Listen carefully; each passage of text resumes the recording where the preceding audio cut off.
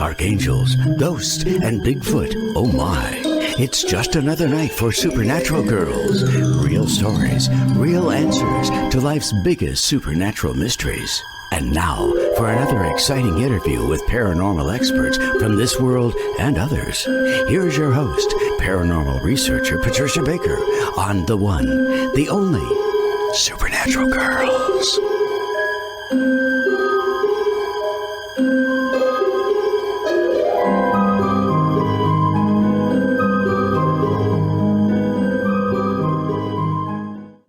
Welcome, everyone, to another exciting episode of Supernatural Girls. I am your host, Patricia Baker. I am here without my background tonight. I don't know what went wrong. Because you were bad. I must have been. You must have been bad. You know me. But anyways, you're here, PK. I'm backgrounding for both of us. And we have one of our very favorite people joining us. We do. Sarah McCrum is here. We just love her. We just met her a few weeks ago. I know, but it's like she's part of our family. She is our family. Absolutely. Mm-hmm. Absolutely. So we're thrilled that she's back. We're going to be talking about some very important things with her. We're sitting at her feet tonight. So what do you got for us, PK? Well, folks, get ready. Retrograde starts on the 9th. So anything to do with communications can and will get screwed up. No ifs, ands, or buts about it. So get prepared. Do your checking now. Make sure you've got everything in order because it's just going to be a very, very bumpy ride. Anything to do with communications can and will get messed up. Be careful what you write down. Be careful what you say in print. It's going to come back and bite you where you sit if you're not. Oh, no. Not a doubt in my mind. Electronics. You always warn us not to buy new electronics, cars, things like that. That's right. None of it's going to last past that point in time, but it's going to be a real barn burner this time. No ifs, ands, or buts about it. So we'll warn everybody right now, and we'll go into it in much more depth as the first part of next week begins. So anything you need to do, make sure you've got it taken care of. Be cautious of what you write. Be cautious, particularly, of what you send out. Mistakes are going to be so easily made, and it's going to be always that, oh, I didn't really mean to say that, or I didn't mean to do that. It's too late once it's in print. Definitely. Mm-hmm. Been there, done that, too, in the past. Years of experience we both had. I got that right. That's for darn sure. But if you pay attention to what you're writing, what you're saying, take your time and just assume anything to do with communications will stand a chance of getting muddled. So be very cautious of what you put out there. And this quick fix, once it's said out loud, it's kind of hard to erase. So be cautious. All right, I will. I'm going to zip the lip. I don't want to have to bail you out. I know it again. I know. You know how I am. I'll mess that up too. Well, we're going to be good. We're going to be good. We've been forewarned, so we're good. And everybody, please make sure you're following us. Subscribe to our YouTube channel. Make sure you're following us on Facebook, Instagram, and TikTok because we are posting little clips from the shows, and they are all there. So if you want to see some of the ones that you may have missed and get a sense of what is coming, go to TikTok. That's right. And make sure that you give us a little heart. So, of course, we need hearts. So tonight we have Sarah McCrum, who we met over money issues. And Sarah is more than a writer. She is a visionary. Yes. She really is. She has got it all going on. She knows. She sees right into the future, and she sees where we could be. And we're going to be talking about all of that tonight and what's holding us back. So let me tell you a little bit about Sarah. I have a long page here, but I'm going to go fast so we can get Sarah on. She is a teacher and a coach, 23 years, teaching and coaching business owners, their families, to solve the gritty human problems that prevent them from finding fulfillment in their business and their life. She is the author of the best book on money I've ever read in my life. And I was just saying, I ran out and I got the audiobook, and I highly recommend both. Sarah has a beautiful voice. Yes, she does. Listening to that book with Sarah, it's just amazing. Don't miss out. So she is the author of Love Money, Money Loves You, Energy on Demand, Master Your Personal Energy, and Never Burn Out. Well, I need that one too. Both of us. I'll take that one. She writes a weekly article, and you can find more than 200 of her articles on her blog. She is a business owner in 2000, long before mindfulness came into fashion. She founded the Energy Bank in London. It was an ultra cool feng shui training center used by some of the world's best known companies to relax and energize their leaders and run exclusive events. Again, she's always ahead of her time. Co-originator of Love To and founder of Liberate Humanity. Both these businesses are examples of the principles of the book, Love Money, Money Loves You. She's also an energy master. After 22 years training with Chinese energy masters, Sarah developed an ability to help people transform their energy, create exceptional outcomes in very challenging situations, and find inner peace where there would otherwise be extreme stress. Mm-hmm. She is here with us. Sarah, welcome to the show.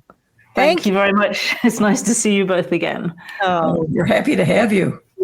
Great to see you. So we're talking about some very important things tonight, shadow work.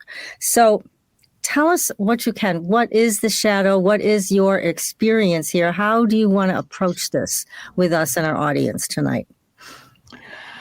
Well, let's start from, I think that actually the best place for me to start is how I started really working with this in a way that ended up with a book, which you flashed up actually on your screen a little while ago, which is called Wrestling with Freedom. Yes. And it's very different from Love Money, Money Loves You. Love Money, Money Loves You is all the beauty and joy and possibility that comes from having a good relationship with money. Wrestling with Freedom is all the struggle and battle that we go through as human beings because of this thing that we call shadow, maybe because of what we often think of as the dark side of life. And what happened was during COVID, at one point, probably about a year in, I got so frustrated with all the polarization and the hatred and the ridiculousness of it. In a way, it's like you could be on one side of something or you could be on the other side, but there was no right place to be. There was no reconciliation possible. It was just like a kind of war that was cultivated by the media. Fundamentally, there was a lot of other stuff going on, but at that level, families were not able to speak to each other about important topics like health because of what was going on. And I sat down one day and I was just so over it. And I wrote about this long, longer than across the whole page, of these kind of short lines. It looks like poetry because the lines are short. It's not poetic. I don't think it has a poetic meter or, those proper things that poetry have. But I just started writing what I really felt. And it's called Enough is Enough. And I said, I've had enough of this. I don't care who you are. I don't care what you believe. And what it led to in the end was all these things that everyone's arguing about are not the point. The point is the future. The point is health and peace and things that we all believe in and all agree about. And the point is about a new story, not rehashing the old story again and again and again. And I shared that with my community through an email and got a lot of response to it. And then really, I probably didn't do much more than a few years later. I was having my own struggles with some things in life. And I started writing a bit like that, just writing stuff. And I realized that the more I looked into the really like the suffering, dark places inside myself and the patterns and things that I was experiencing, I could see the same thing happening at the collective level. So at one point I was looking at narcissism. I was struggling in business with somebody, and it was extremely, extremely painful. And I found that all the things that I hate or reject in another person, I still have those patterns inside me. They might not be so pronounced, but I can't say you're other, like you're different, I'm special, I'm good, and you're bad. It's like, now I know that place. I know that place of fear that you're acting from. I know that place where sometimes we want to hurt somebody, even when we know we shouldn't. We all have it.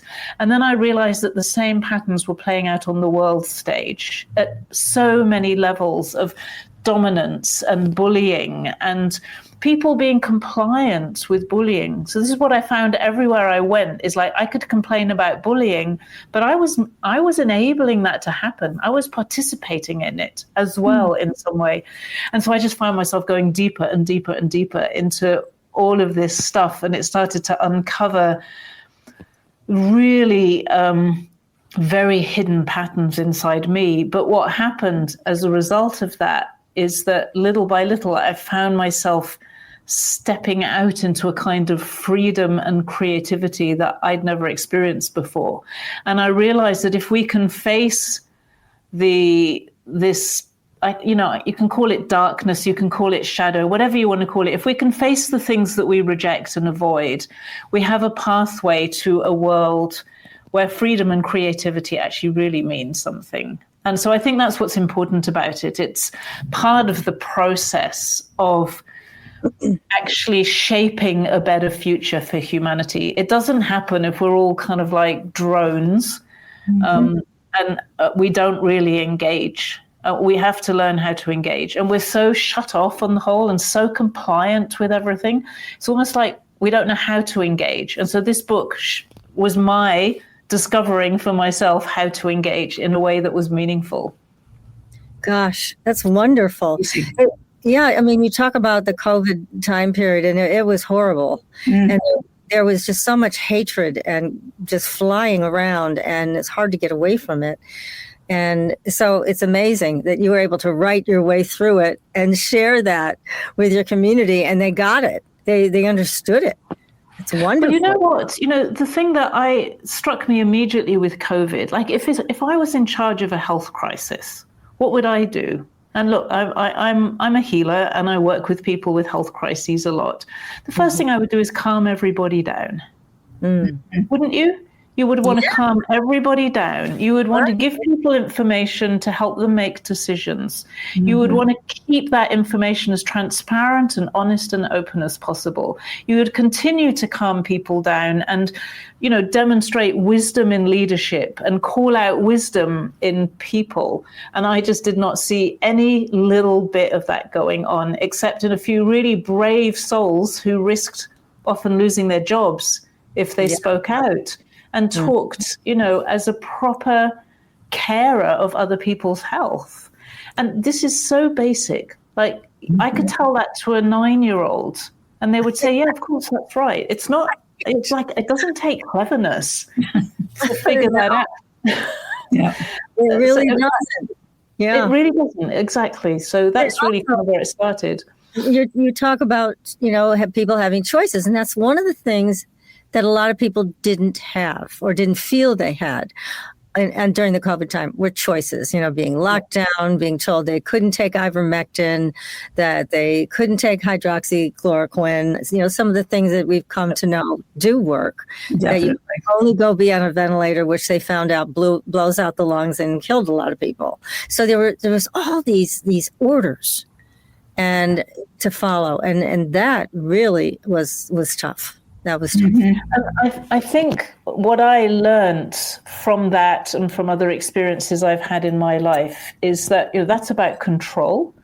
That control comes. Why do we control things? Underneath, we control things because we have fear as human beings.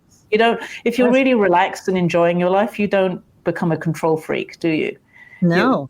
You just don't. And so I think what was so valuable for me was really coming to face those patterns in myself, face my own fears, face my own control freak, face, that person inside you who sometimes just wants to control somebody else so that you can maintain a sense of, I don't know, just so you feel like you're holding yourself together and then you put somebody else down or we do have that. We can lash out with nasty words. We might not mean to, but we still do it. And it was facing that, and then also over and over again, seeing how that plays out on the world stage, seeing how countries bully other countries, how countries steal from other countries with making it look like they're not. You know, these are things that are going on in countries that you and I come from. Yes. You know, they are bullies and thieves, and they do it out in the open, and then they cover their tracks beautifully and manipulate media so that nobody knows what's going on. And facing that's hard. Right. It's really hard because, you know, I grew up probably like you. We trusted the government. We trusted everyone in authority. We trusted the military. Like, everyone had our back. La, la, la, la, la. Our back against the wall. Yeah. Oh, yeah, we did. You know, we grew up with a whole different perception now. Don't trust them. Don't. And look, I don't think, you know, I think back to when I was young, and I was, my parents were both alive during the Second World War. Can you imagine in the Second World War having alternative media? It's unimaginable. God, so yes. We're in an extraordinary position now because people can have different opinions. Can you imagine, you know, the British or the American media going to interview Hitler? Oh. I mean, it's like you couldn't even imagine that. But no. It has not only been imagined, but it has also been done that, you know, there have been interviews with Putin who's, you know, so it's not about getting into the politics. It's about getting into the fact that in the midst of this very challenging time we live in, I also see how much has changed from when we were young, and the openness of things, the things we can talk about now, which we couldn't talk about then. That's incredible. So it seems to go together. Mm-hmm. It does. And so part of the shadow is what you just described. Would you also say it's some of the, or all of the negative conversation that just kind of runs like a software program in the background, and it's angry thoughts, it's, you know, I'm upset about this, I'm upset about that. I mean, that stuff runs. Is that part of the shadow to be recognized as well? I think that's part of the product of it. Oh, I think, you know, the shadow in a way really comes from, in my view, in my personal experience, it comes from the parts of ourselves that we reject and the parts of life that we reject. That's actually, if you think about it, I often use this analogy. If you think about a painting, if you imagined that we had to eliminate everything that's dark from the painting, we have to eliminate everything that feels a bit heavy. So everything's got to be light and bright and, you know, positive. You actually get very boring paintings. So life itself is a very rich mixture of colors and textures and tones. But we as human beings reject so much. So we say, oh, I feel really down today. There's something wrong with me. But what I've learned is I feel really down. That's a kind of deep, dark, beautiful place in me, actually. But it isn't if I reject it. So if I say I should always be up, I should always be positive, I should always be light, then I'm rejecting a part of life, because darkness is a beautiful part of life. Can you imagine if we never had any nighttime? Yeah. And it's the rejection that creates the shadow. That's really the thing. And so this is why it applies to everybody, because we reject parts of our own body. We reject. Don't want it. Yeah, and anyone who has a problem with self-worth, they probably think, oh, I don't have much shadow. That's for big, important, people. It's not true. When we have an issue with self-worth, we're rejecting parts of ourselves.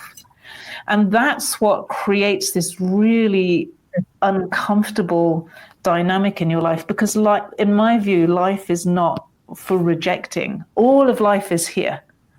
And when we stop projecting parts and just look at them, okay, so there's something going on over here. This is evil. Like this is immoral, what's happening here, but it's happening.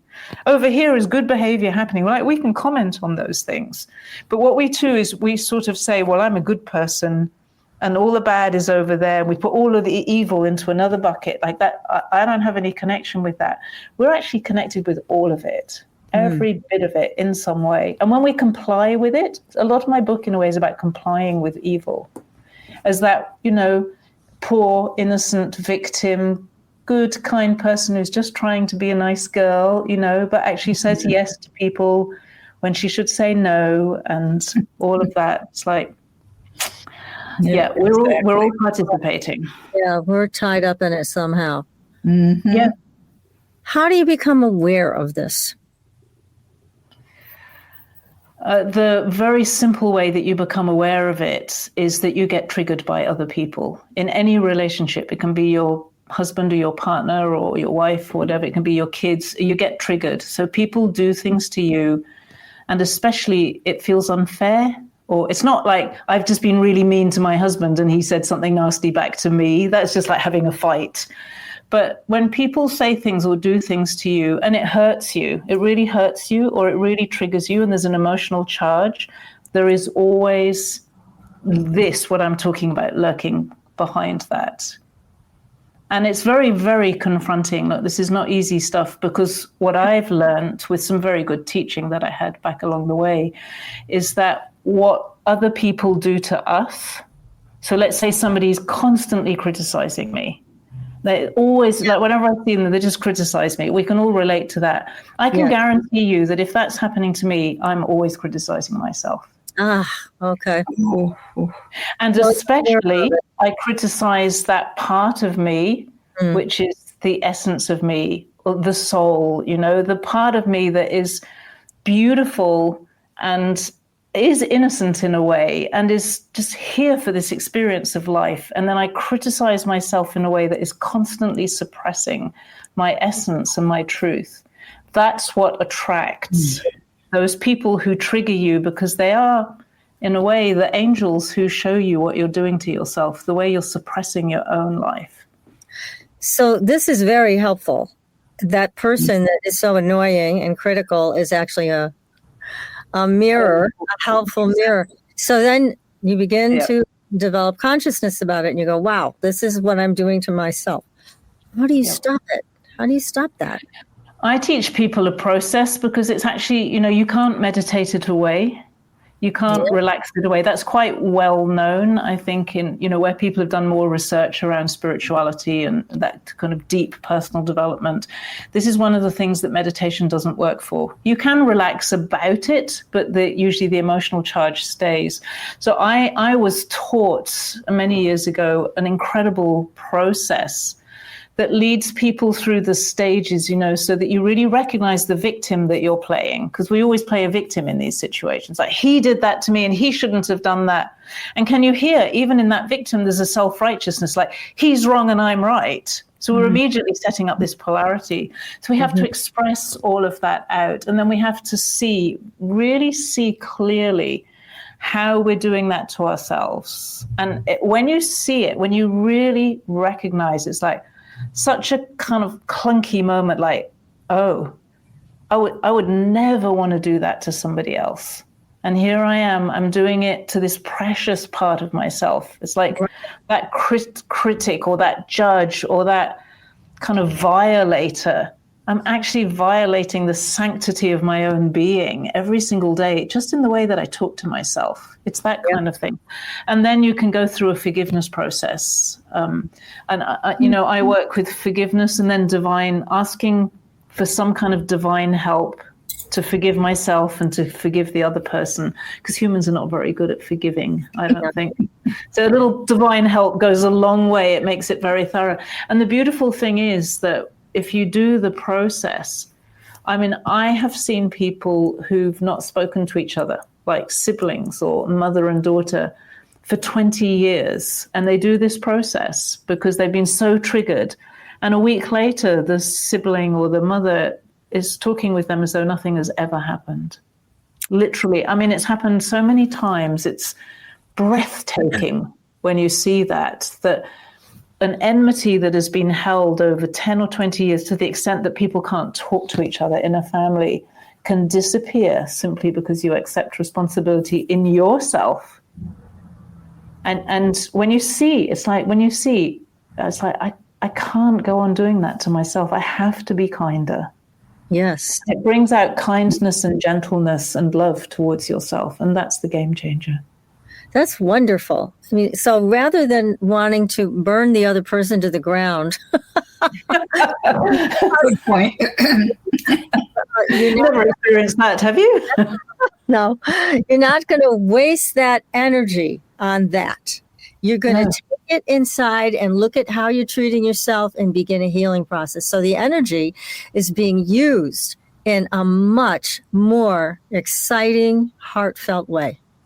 And liberating. It liberates your spirit, because when you feel hurt by other people, you always feel kind of, like pushed down. Yeah. And your spirit feels crushed by that. When you do this, it liberates your spirit. And so your strength, your inner backbone becomes strong, and you get this courage and strength in yourself. Because I can remember when I could feel I didn't have that backbone. There were things I wanted to do and wanted to achieve, but I was too weak, actually. And through doing this work, the strength came into my inner backbone. And it's so liberating. That is exciting. Yes, it is. Most definitely. This is fabulous. This is it. And it's not complicated either. It's not complicated. It's also not comfortable. Yeah, it's very uncomfortable. Yeah, it's very uncomfortable. But it's very relieving, once you get through. It only takes about an hour to go through the process normally. And I've done it with some people with some horrendous situations and horrendous self-treatment that emerges. Yeah. But really and truly, if you can turn relationships around in an hour and a half of facing some truth about yourself, that to me, that's just an extraordinary gift. It is. It is. I mean, I'll share this experience with you. It's talking more about the symptom of this, as you mentioned before. This is not the shadow so much as it is a symptom. But I was listening to this voice, and it was really angry all the time. Angry. It's like saying angry things. And finally, I said to myself, this is the Martian in me, the red planet Martian. And this is all this part of me does. And I really like to change this. So I started talking to this part of me, the Martian. And I'm like, okay, Martian, we got to use this energy for something better than this. This is a waste. And I would just do these little conversations throughout the day, over a period of weeks. And finally, guess what? I'm free of that. Yep. Because the Martian agreed it's time to change the energy and move it into something productive. Mm-hmm.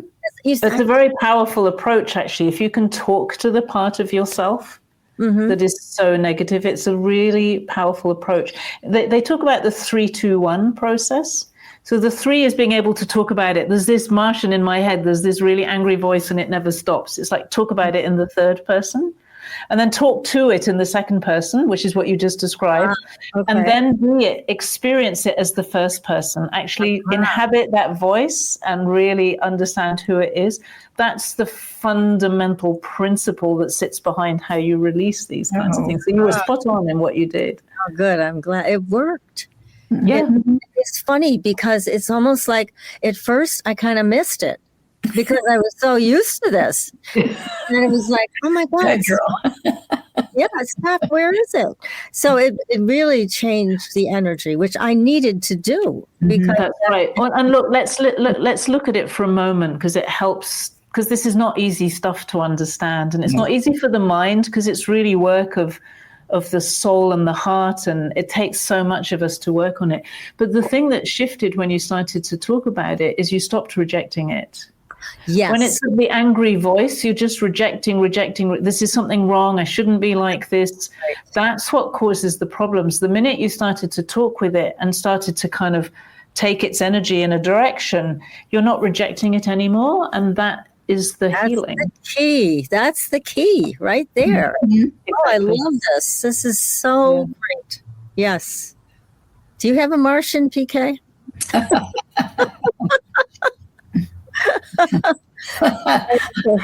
I'm going to charge myself at the 5th. Okay. But this is a wonderful exercise, because I think a lot of times when people first hear this, they're thinking of it as blaming the self, and that's not what this is at all. This isn't blaming. It's the opposite. If you blame yourself, that's where this shadow arises, because when you blame yourself, you reject yourself again. So this is the thing that's so challenging to realize, is that the things where you feel like I've really messed up, it's so easy to blame yourself or reject it or make it wrong. And we need to be kind to ourselves as well and say, yes, I messed up. That's true. I hurt that person. I behaved badly. I did the wrong thing, whatever it is. And that doesn't mean that I'm irredeemable or forever a bad person. It's simply, I can change. And that's why forgiveness is really important. I think that if we're unable to forgive deeply, we hold ourselves forever as a bad person. And in a way, that's very comfortable, because we never need to take responsibility then. Right. But we also don't give ourselves any chance to live a better life. It's much harder to live a better life than it is to keep yourself as a bad person. Wow. Isn't that the truth? Point. Very wise statement. Yeah. Yeah. But it's so rewarding. It's worth it, but it's not easy. This whole conversation is full of those kinds of contradictions. It's like, yes, if you really engage with life, it's... Now, let me ask you, does your husband help you with this and you help him with this? If you kind of notice each other in a certain rejection pattern, did you help each other?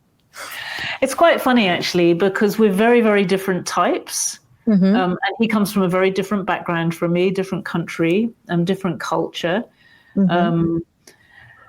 So he helps me in multiple ways. One way he helps me is just sometimes being that very annoying angel who pushes my buttons.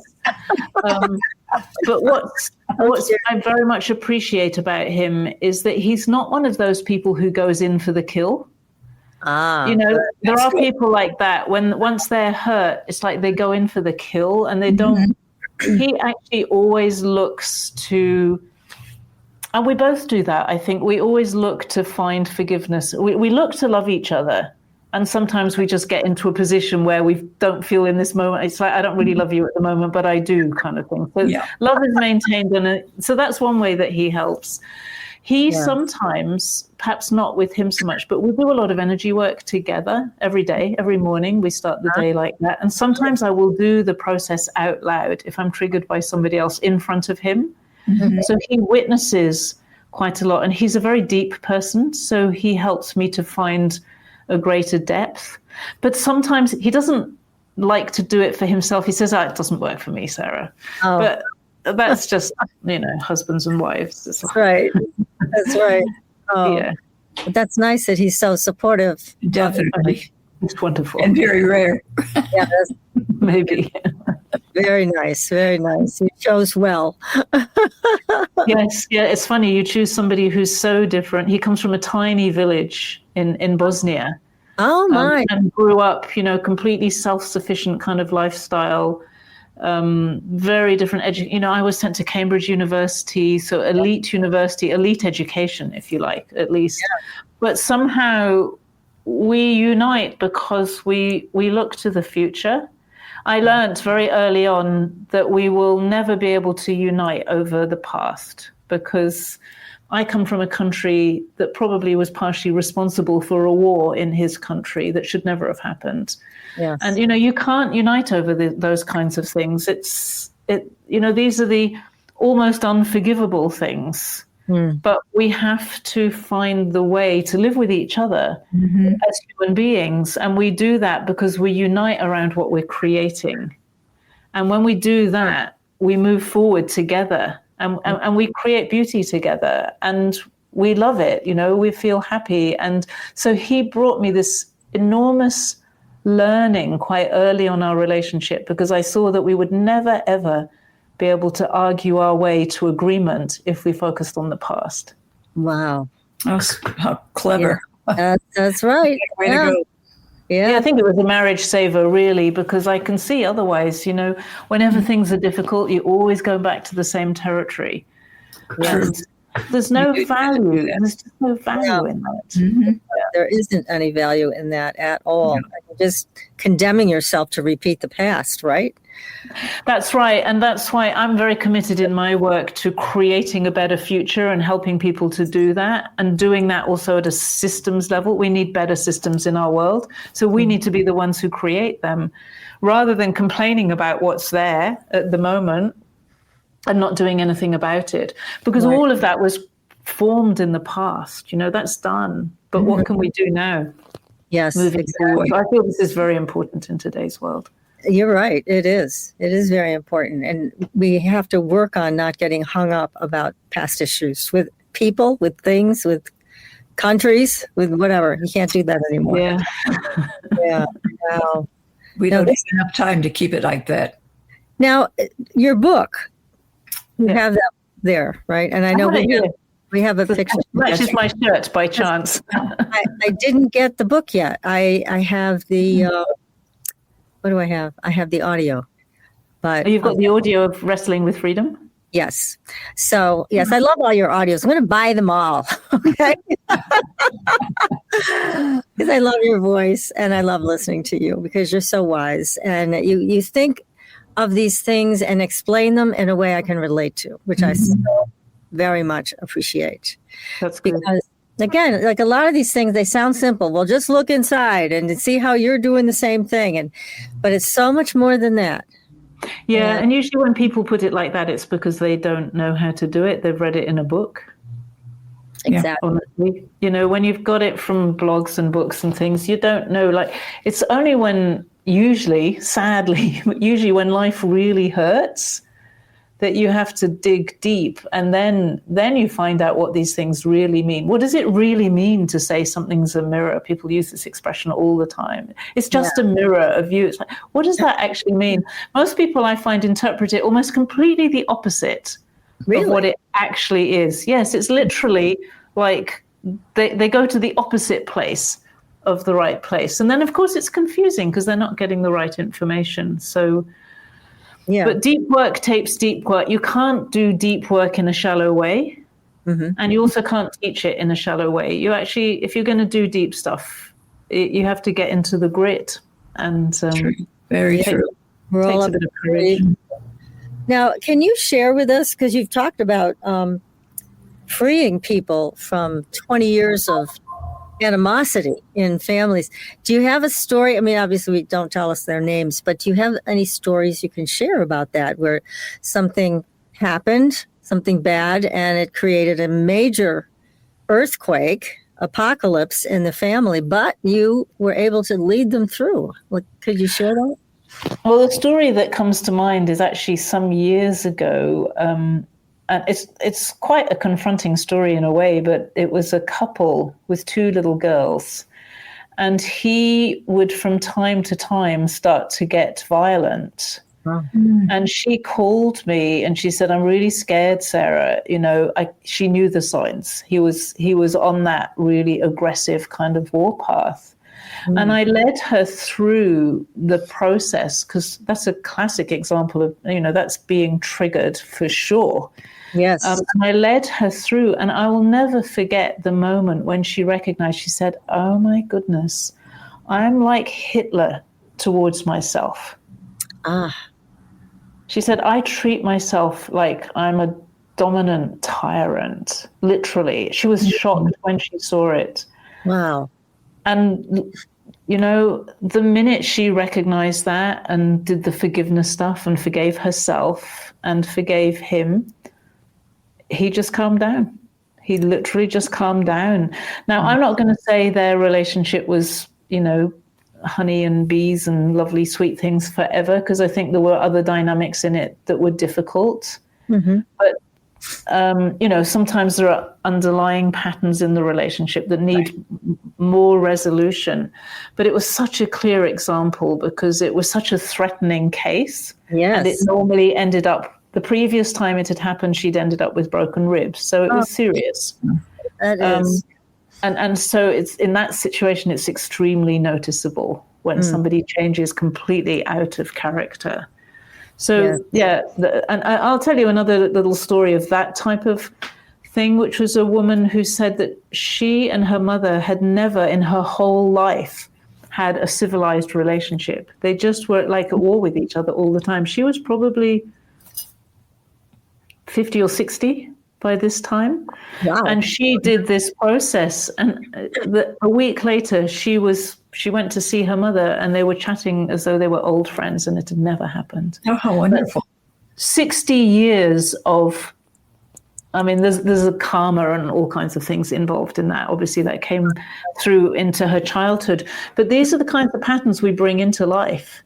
And it's not our fault that it happens. None of this is about fault or blame. It's an opportunity for growth. But these people are here.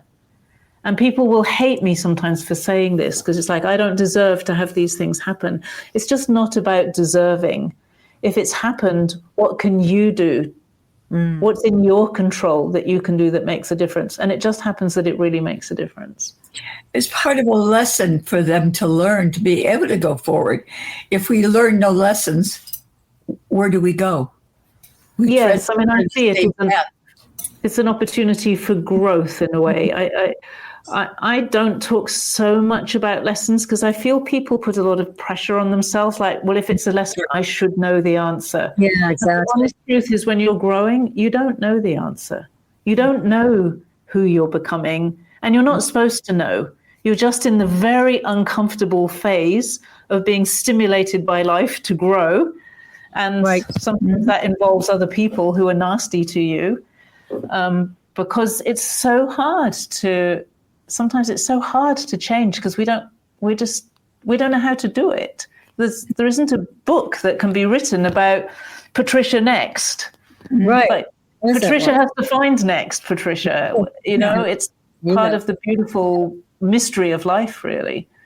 It's incredible to me that you can work with one person in the couple, and the dynamic changes that radically, that you don't have to work with both. It is amazing. That is powerful. And I guess also what you're showing people by this process is, okay, well, here's your choice. Do you want to be contained and restricted, or do you want to be free? Because what you're offering is big difference. Freedom from these patterns and this animosity and lack of forgiveness, and how hard we are on ourselves. So all of that gets brushed away, and then we have real freedom. It is exactly that. Actually, there's a piece in the book, very near the end of the book, called "This is Freedom," and I was writing from the inside of the experience, if you like. I was just literally writing, because freedom, I think a lot of people also have a funny idea about freedom. Freedom is like, I can just do whatever I want, whenever I want, with whoever I want, and money and blah, blah. It's all very beautiful and dramatic. Yeah, and in a way, freedom is a quiet place inside. It's like, it feels so natural because it's you being you. So it feels like more natural than normal life. That's how I see it. Almost more ordinary, because we make so much drama in our life. And when we're in drama, we're not free. Right. But when all that drama goes away, it's like, here I am. Yeah. I'm free. And then I'm free. Freedom is a safety net. When you think about it, it's a safety net. That's also a place you can relax deeply into and know yourself and know life and just be here. Really, it frees you then to make choices that are not controlled by other people. Like, I don't want to do that because he might think this, and I don't want to do that because what? We have so many excuses. Yeah. Exactly. Isn't that key to everything? Excuses. We think it's going to open the door, and all it does is put us deeper in the hole. Yeah. Yeah, I mean, we teach children how to make excuses far too easily. We should really teach children how to become strong and how to take responsibility and how to find their own value and share that with people, not have somebody kind of try to put it to you in a silver spoon and make out that you're amazing and wonderful when we need to create, we need to contribute. Yeah, but it's easy, isn't it, to think about everything that's wrong with children, being the way children of today. It's a perennial. I think it's a perennial. So hard because they went through that whole pattern with everybody gets a trophy and there's no real winner, and it's like that was not good. It wasn't good. There is an underlying truth in it. There is a way in which all of us, every single person, is unique and special in their own way, but not in that way. No. Yeah, it didn't work because it's also good for us to find what we're really good at, and we need that too. We need both, not just one or the other. It's like politics, like you need the best of the left and you need the best of the right, but you need to be able to talk to each other. So, you can't. Nice. It just doesn't work in the way that it's constituted at the moment. Now, how is it in Australia? Is it as divisive there as it is here? We're not in the open, obvious kind of strife that you're in America. I think Australia is a very wealthy country, first of all, and it's a very comfortable country. So I think what we struggle with a bit here is the high level of comfort. So I find people are not, it's hard to get that real motivation and courage. So there's an energy here. They talk about tall poppy syndrome. Like if anybody puts their head up, they get cut down, which is completely the opposite of America, which is very much an achievement-focused society. Here, it's like achievement makes you stick out, and you're not supposed to stick out. It's a very suppressing energy in that way. And the polarities are there, but they're not being cultivated so strongly at the moment as they are with you. Yeah. Oh, that's good. That's much better. It's a little quieter. Quiet is good. At least on the surface. Honestly, I think the whole world at the moment is rattling in its cage, so to speak. I think we're experiencing so much change, and there's so much that's going to come. Like, I really feel for people who don't know anything about the sorts of things we're going to learn about in the next few years. So like some of the stuff that I was looking at when you have the music at the beginning of your show, all this stuff, we're going to be almost upended if you look at how we've grown up, I think. And it's necessary, but there's so much going on. It doesn't really matter what country you're in at the moment. Well, you're right. I mean, there's so many advances, and they're coming so quickly. The technology, even medical science that for so long has been just stuck with pharmaceuticals, and now all of a sudden I'm seeing more and more and more of people understanding its frequency, its vibration, and they're coming up with technology that you can use to create better health and things like that, which, my God, I didn't think we'd ever see that. Good point. Pharmaceutical companies are so powerful, but we're seeing that change. So yeah, it's amazing, and it's wonderful to see. Sometimes I think it's needs to be faster because there's so many people suffering with chronic illnesses and things like that. Okay, let's get the next thing going so people can actually use this technology and actually get better. Yes, instead of having to try 50 different remedies and they're all of that nonsense. But yeah, I mean, I see a lot of what you're talking about too, Sarah, tied up with physical health. Yes. Very much so. I mean, when people are persistent victims, or when they're persistent perpetrators, bullies, or persistent healers, rescuers, all of those lead to ill health in the end, mental health and physical health. These are the roots of diseases like heart disease and cancer. So what we're talking about goes to the heart of life, actually, our relationships, how we relate with ourselves, with each other, and with life. That's what creates flow. That's where the energy is. That's where the healing is. And so, yes, we're absolutely talking about health here. Yeah, absolutely. That's great. Can people work with you by Zoom or other digital formats in Australia?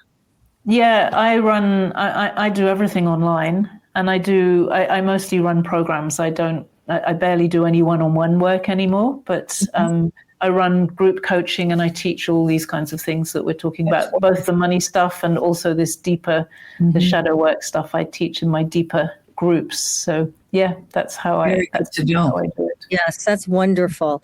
And the time change for us really isn't that big of a problem because it's doable, it's workable. We don't have to get up in the middle of the night to talk to you. And I don't have to do that to talk to you either.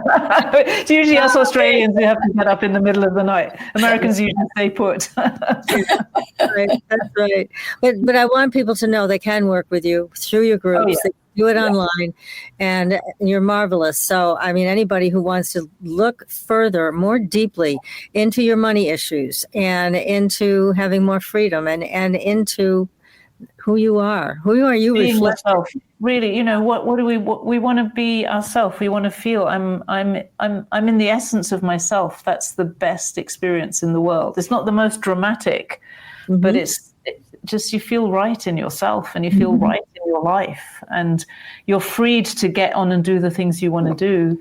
That to me is the best. I don't want to live up in the high clouds. I like to be really free to be me. Yeah, that's important. That's important. Yeah, and that's what other people seem to want, really. And then make business from there, make money from there. That now we're talking about a whole different world. Yes, we are. One that's built on generosity and happiness. That's what we need. Oh my God. Now you're also, let me just go to this for a second. You're an energy master and you teach people how not to burn out. How? Take the class. I need lessons. I admit it. I'll give you the essence of it. The essence, I trained for 22 years with 2 Chinese masters. And they teach you about energy, life energy, qi, as they call it in Chinese. We're very familiar with that term these days. The fundamental principle that I learned and I observe every single day is that as a living human being, we receive fresh energy every day. When you wake up in the morning, you wake up fresh because you've relaxed during the night. And we release old energy, just like we eat fresh food and we release the waste. We have a system for that within our body. It's just a very natural system.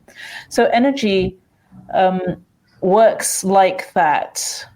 And when people burn out, it's because a part of that system isn't working. And there are different ways. So some people receive a lot of energy. They're always having ideas, but they don't really know how to take the nutrition from that energy, and it just passes through them too quickly. So they never really make anything. They have ideas, but they never make anything.